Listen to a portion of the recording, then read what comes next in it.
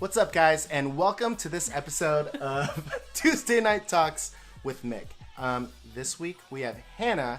Hey, guys. And I'm really excited about that. That was a really good timing. It sounded like an intro of year one, and I wasn't sure if you were going to remember what show we're doing. To be quite honest with you, every time that I do the intro, I always think of the intro to 3 Minute Thursdays as well. So it's actually just so kind of videos, difficult. So many things. Yeah, we did have to change it up a little bit. We were going to have an Instagram influencer on. He decided to cancel, which sucks for him because this show is awesome. But so humble, it's fine. But I'm really excited because Hannah and I have been working together with 712 for a long time. She's a freelance copywriter based out of Nashville. Actually, you're no longer based out of Nashville. Now Irvine. Yes, now Irvine. That's crazy. She just moved here from Irvine, so I'm very excited about that. So real quick, I'm just going to share all this stuff and then we'll get to the show. For those of you who may not know, I'm the co-founder of 712 Media. We're based in Irvine, California. We're a social and digital marketing agency, and we'd love to help you out with anything that you might need. And every Tuesday night, I host this show to answer any of your social media marketing questions live. And obviously, we're going to start bringing on guests like Hannah to bring you more value and give you different perspectives on social media marketing, digital marketing, and today a little bit about the freelance life. So as I share this, Hannah, why don't you tell us a little bit about your background and how you got started and what you're doing? Yes. Oh, this lovely question. So I graduated from college with a degree in broadcasting and digital media. I interned in artist management. I went to Nashville, did the whole Nashville thing, worked in coffee shop. And then I kind of started realizing that I enjoyed writing more than anything else. And so I just that became side income and then primary income. And so I do primarily blog posts. I do some case studies, website copy, do some social media management occasionally. Yeah, it's been nothing that I ever expected it to be, but it's been great. That's awesome. I think what's really exciting is that actually on Monday will be our 2-year anniversary of first connecting on Twitter. Yes, we met on Twitter. Yes. Best ROI ever. I've made thousands of dollars off of that. For you. And your clients. Yes, that's true. But, I think that we talk a lot about social media marketing and we talk about how to advertise and market yourself on social media. But something that we haven't talked about very often is, kind of as a freelancer, how to get your name out there and, how to really obtain new clients. So real quick, from your experience, I know that we met on Twitter, but what has worked well for you in terms of marketing yourself on the internet to get, clients for your copywriting? I'm going to kind of twist that question and say online and offline because Sure. I've gotten some really great clients, past and present, through networking. And I volunteered at conferences as a marketing coordinator for some unconferences in Nashville, Barcamp Nashville and Craft Content Nashville. Check them out if you're in the area. They're great.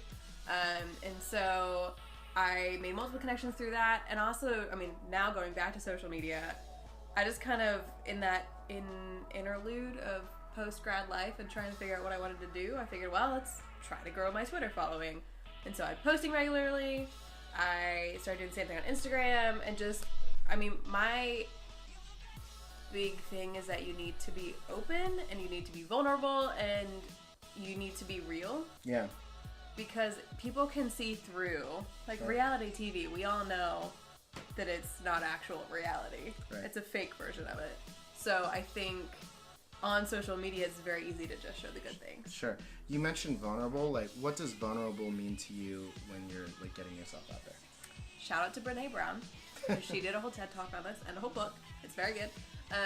But, man, I think acknowledging the messy parts of life, it doesn't always come from the work side of things. It's actually normally my chronic health issues that I share about. But It's just kind of, in general, my Instagram is my life. And so we're like, hey, sometimes life isn't good. And then other times it is. And it's just or fear of starting something new, right. Or the fear of putting yourself out there, right. Because it is so hard to put your little baby project out into the world. Sure. If you're creative, I'm sure you can understand. It's just taking that leap. Yeah, absolutely. So for everybody that's just joining in, it's very nice to see you guys. Thank you, Chris, for letting us borrow your lights. And Bruno actually is coming in with the first question here. how do you decide how much to share or open up for yourself? Ooh, that's a good question. I think it's a line that everyone has to determine on their own. I wasn't always very open about things, but I think it was partially just seeing other people do it and seeing how it can impact people. And it's also, everyone is going through something. Right. They just aren't really talking about it. So Sure. I feel like if I feel a little uncomfortable sharing it, that's a good thing. But if I feel very uncomfortable, or I feel like I'm crossing a line of sharing too much of another person's life or Sure. something like that, then you need to be careful.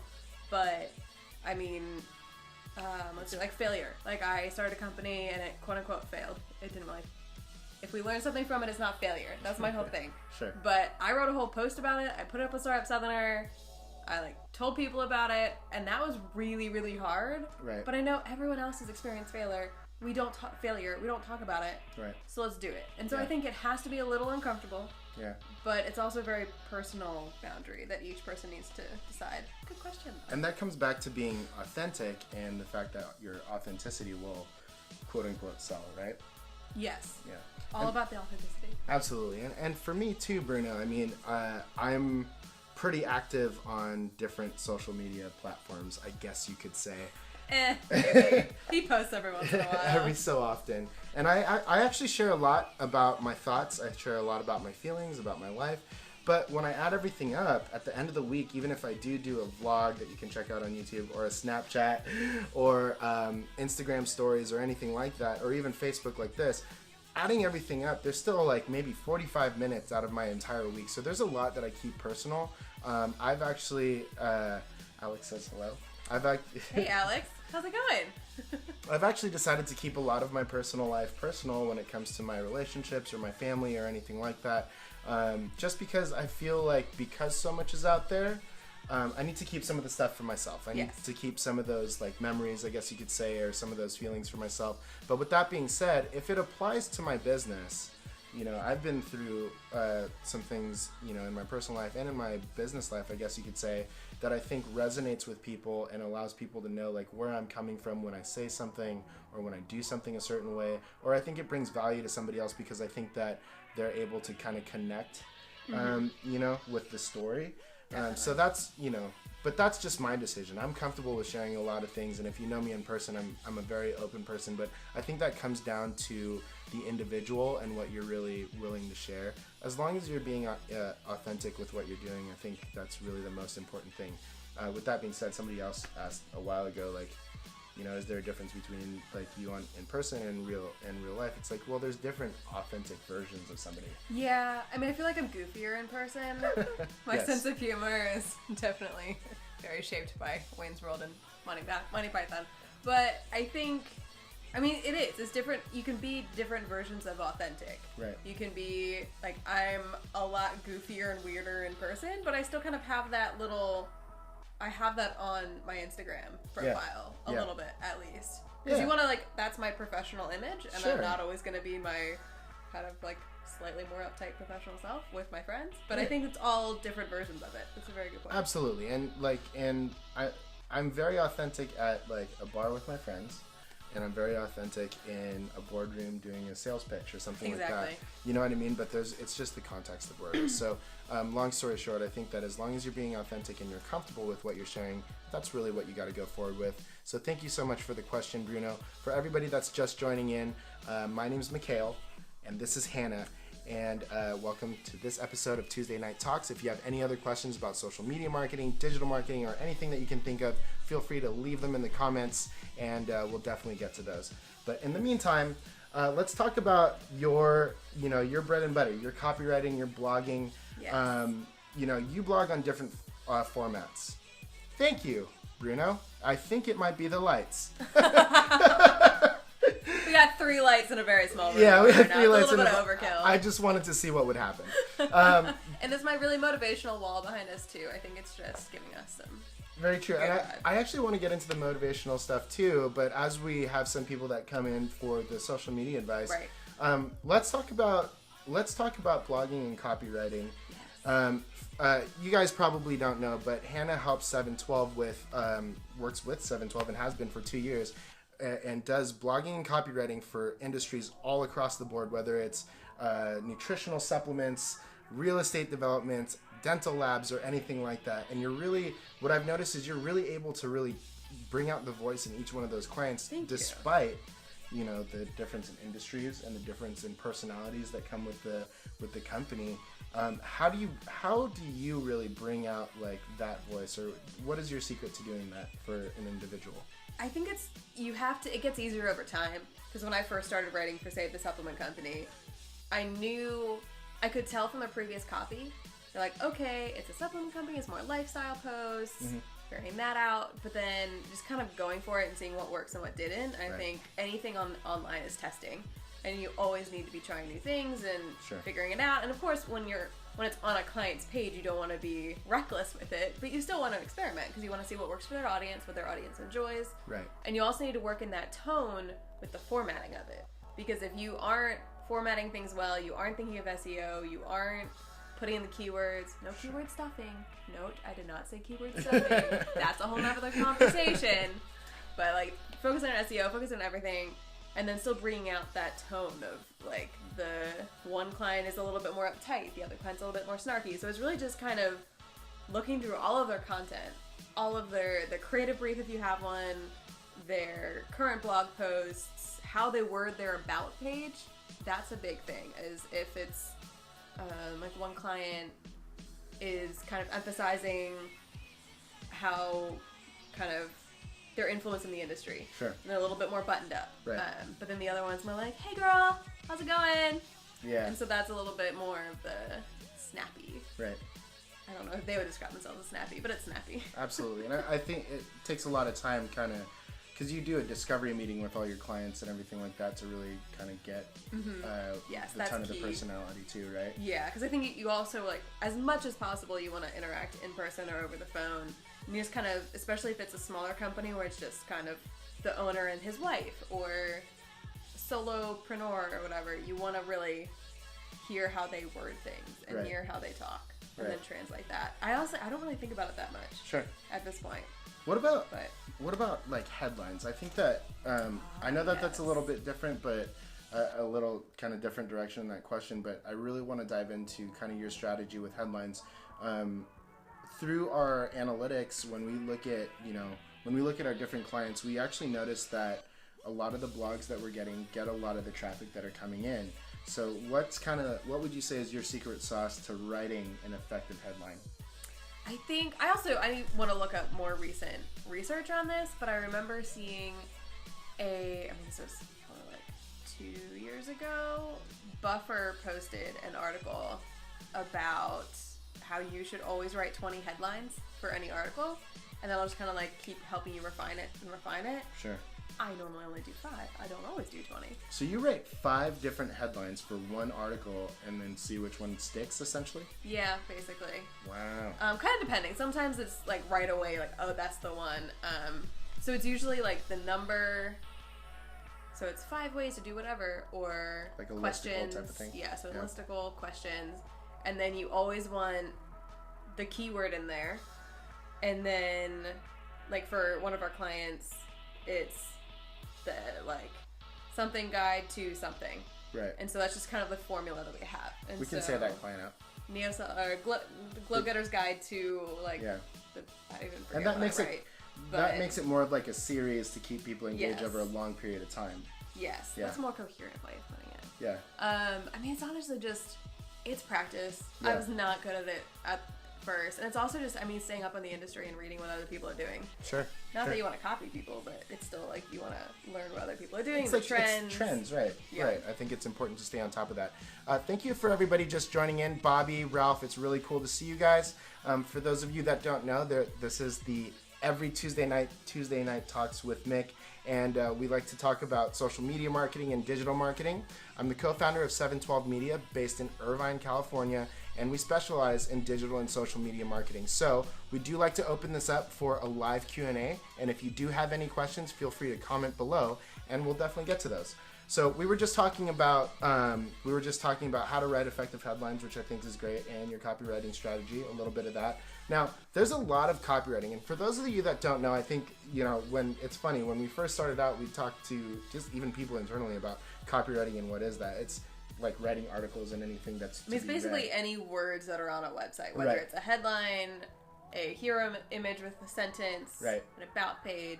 Yeah, absolutely. Yeah. Any sort of verbiage that's written to advertise or promote a company type of thing would be copywriting. Hannah's excellent at doing that. And we're kind of digging into her brain to figure out a little bit about that too. It's a scary place. Yeah, and it is a scary place, I've noticed. Hi, Barbara. Thank you so much for checking in. Sarah, Matt, it's good to see you guys. But there's a lot of copywriters out there. There's a lot of kind of, there's cheap copywriting, I guess you could say. I mean, you can get articles pushed out for like $20 for 1,200 words, right? $10, yeah. And those are, I've noticed, at least running 712, that those are typically overseas. They're not very personal or anything like that. And then there's copywriters that are very expensive that are going to charge you like $0.25 per word or something like that too, which can obviously run up quite a bit as well. I'm working on getting to that point. Just not with us. Now, but I mean, other than that, I mean, what is the biggest difference that you've seen over the spectrum, and what have you had to explain to your clients the difference between your blogging and style and copywriting as opposed to just shipping it overseas to be done? That's a really good question. I think it all comes down to the strategy of it. So whenever I put together a proposal for a client, I emphasize that this is not just me writing words. This is in the tone of your client with the right voice in the tone, and everything will be formatted.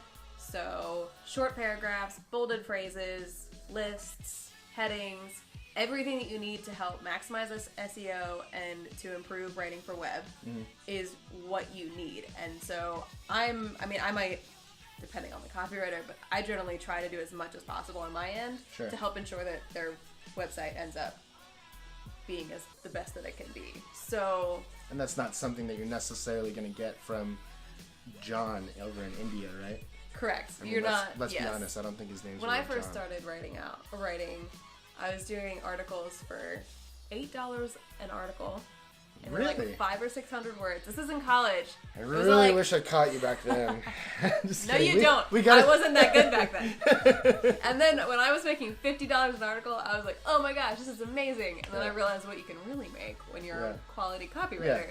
And I think like back then, I didn't understand everything that went into it. Right. And they were also very formula driven because they had like basically an army of writers. Absolutely. Just kicking it out. And so I think it's definitely like, and then also building a relationship with the copywriter. Yeah. Because like you and I, we can tag team, bounce ideas off each other, like finish each other's sentences, and then do the post, and it'll be good. Yeah. But I think, there's a lot of variables. I think that's super important too. There are a lot of variables, and we've tried different copywriters as well, and it's definitely, at least for us, it's definitely worth it because we're so, we're in deep with all of our clients, so it's really important that we get the best quality possible. So, to anybody out there that is considering a copywriter, vet them, get samples of their work, and it's getting, it depends. If you're out there for volume and you want to spin a bunch of content real fast, then maybe somebody overseas is best for you. But if you're really looking for quality stuff that's original and unique to you, then a relationship with the copywriter, because that person's going to be with you forever. You can't stop producing content. You know what I mean? So it just evolves. It just evolves over time. Correct. So Bruno asked another question. Bruno asked, do you recommend copywriting everything you post about, or how do you decide what to copyright? So I'm going to assume that that's a little bit in terms of like a video. Hiring out or video? I'm not... Like internal versus hiring me, or is it video versus text? Do you recommend copywriting everything you post about, or how do you decide what to copyright? I think that's in terms of like a video like this, for example. How do we decide whether or not to copyright? I don't like being on video, so I copyright everything. Okay. That's a really good point. I think I feel more comfortable behind my computer writing, and I'm also not a very good like spur of the moment type of talker. I like to think about things and ruminate on it a little bit. And so if I have that chance to like write an article and I can make sure it's really good and then I'll post it. Right. You're making me do this live, Mick. I know. I think what's really important about that, Bruno, is to understand what you're most comfortable doing and what you feel like you're good at and how you can tell your story best. For me, I like doing video as when it's with somebody. I don't necessarily like doing them by myself, believe it or not, because it's like I don't know who I'm talking to sometimes. Right. You know, and that's it. But you also want to stretch yourself. You want to go outside your boundaries. You do. I want to. I want to push it a little bit and whatever else. And as far as I actually love to write, so for me, writing is just something that like I like to put out there. For me, it personally depends on the mood. I don't necessarily want to do a Facebook Live every time I have like I'm musing about like what I believe about leadership or personal development or anything like that. Although maybe I will start doing that more so on a vlog. Yeah. Yeah, we can do something like that. Vlogging now. I am. It's a thing. It's a thing. Jaquan, good to see you, my man. Matthew asks, do you prefer to come up with your own topics for articles, or would you rather have your client come up with that information? Matt, we can talk about that Saturday. It really depends. Sometimes, depending on the client, like if it's a new client and I'm working with an agency and I don't totally have a good grasp of what their goal and everything is, even if I have read the creative brief, it's really helpful for a client to bring me and say, hey, we've done this in the past, we're thinking this month it'll be X, Y, and Z. Sure. They're like, okay, great. And then off of that topic, I'll come up with the points, send it to them, make sure it's all good. And then, I mean, we just kind of, at this point, we just figure, I mean, I just write things. It all depends on the client. Sure. I think with, so one of our account managers, Carly, she and I will bounce back and forth and bring up ideas. Yeah. So it's a little bit of both. Yeah.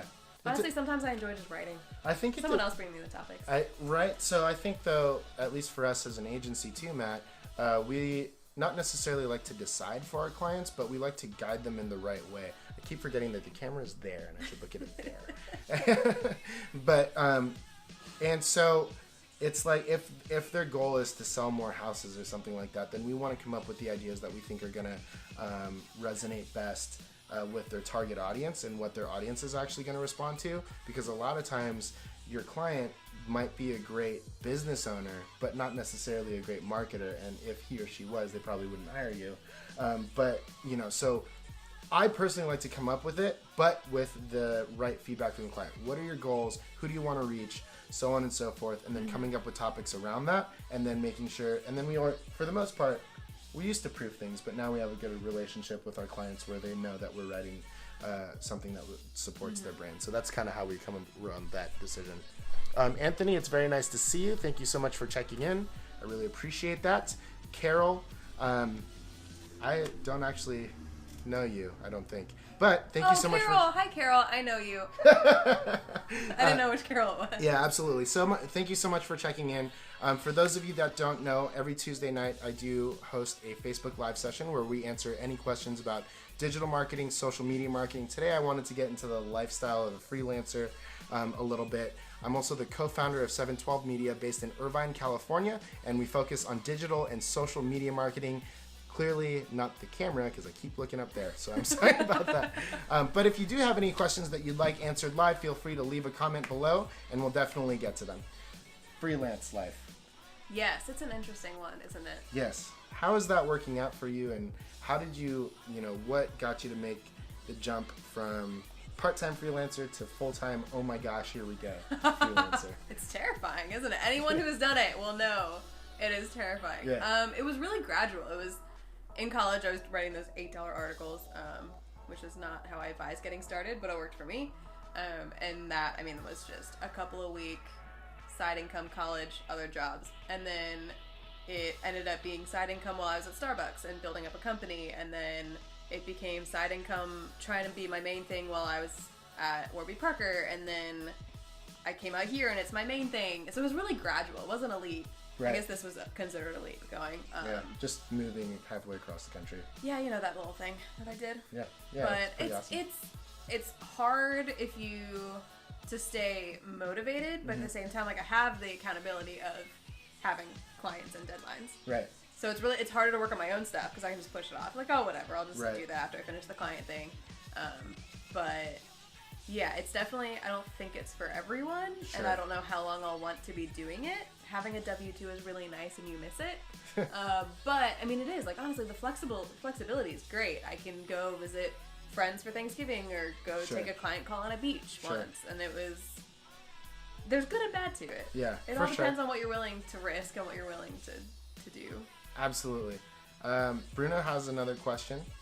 When you're copywriting, is there an easy way to see if it's original content or if it's been done before? Oh, I love this question. Okay. I had a feeling you would. That's why I wanted to bring it up. Matt will definitely get to yours as well.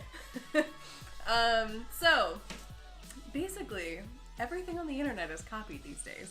Some of it is sourced, some of it is not.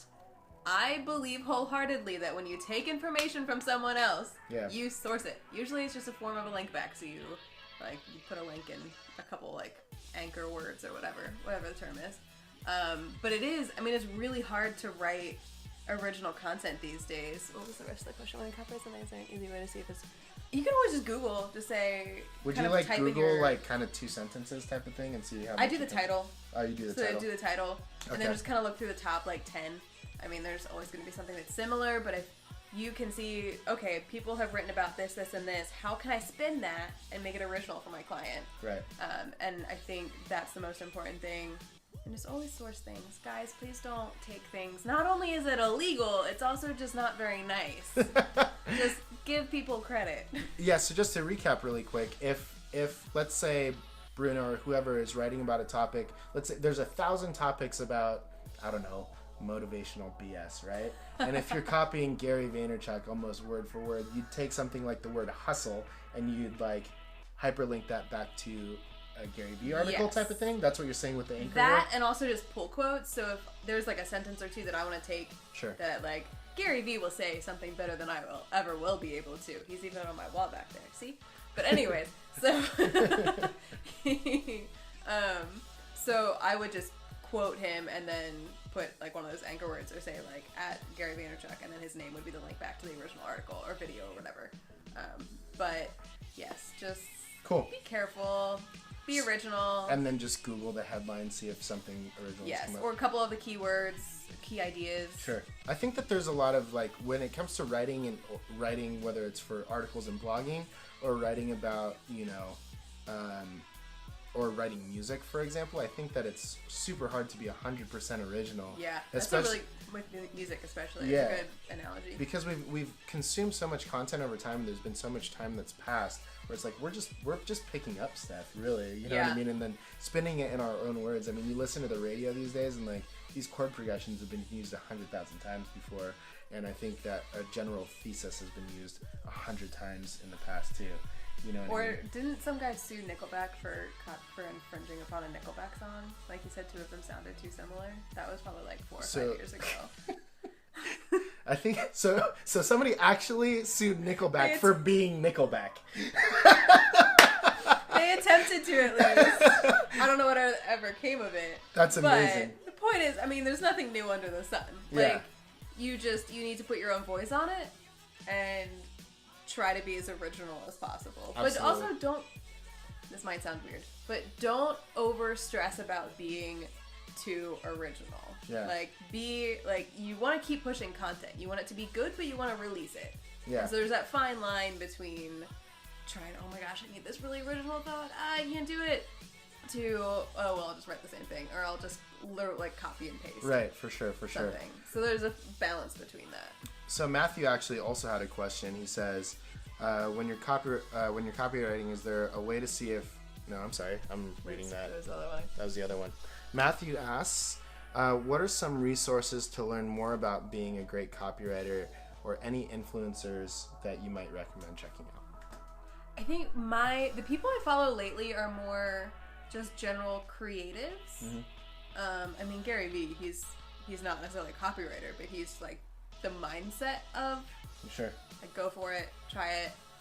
Really, I follow certain users on Twitter, and that usually brings up the content. So this is kind of crazy. This is a crazy thought, and this is actually what I truly believe.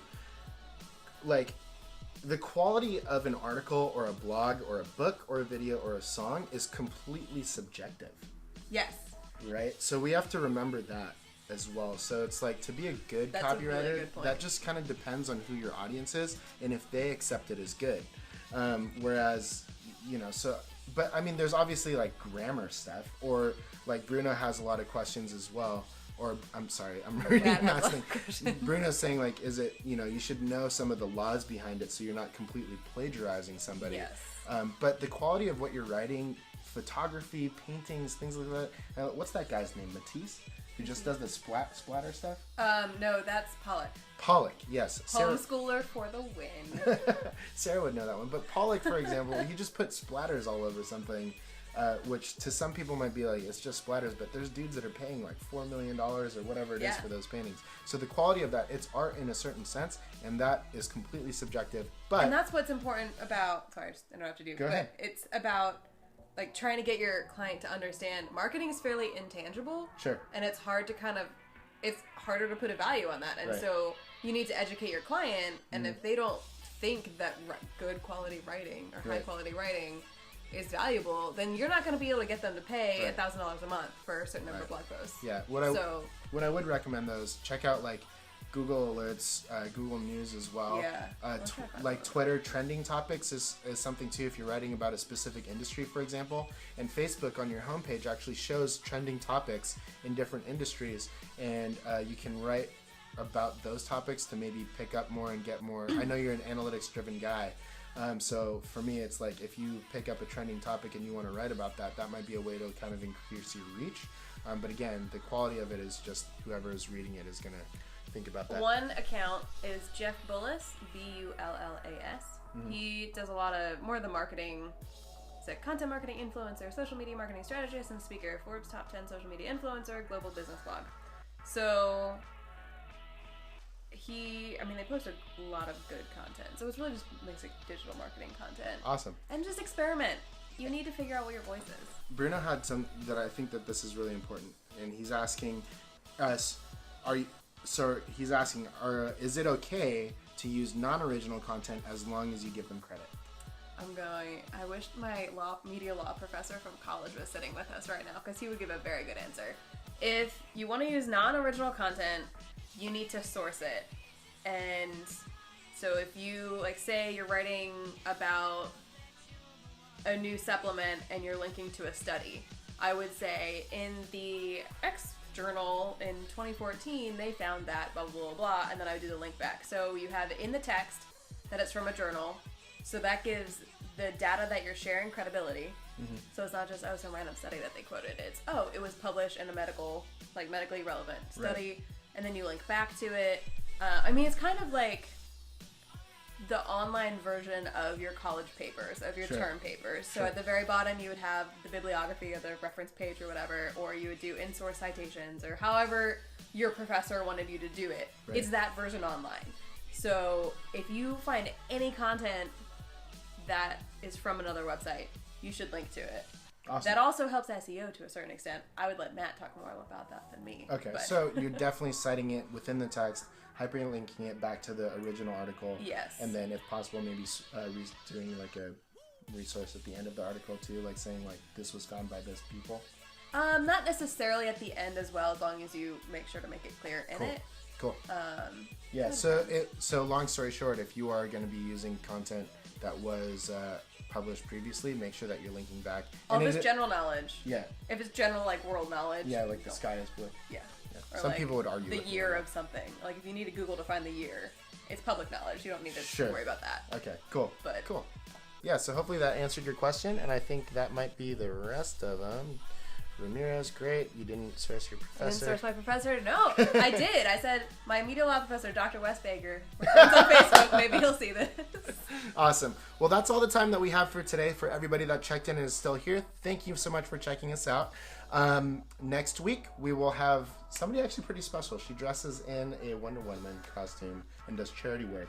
That's really cool. It's really freaking cool. That's awesome. Yeah, I'm really excited for next week, so if you guys can check in, that would be great. I'm checking in. Are you checking in? Absolutely. But every Tuesday night, 7 p.m., please come back. My name's Mikhail, co-founder of 712 Media, based in Irvine, California. And until next week, we're out.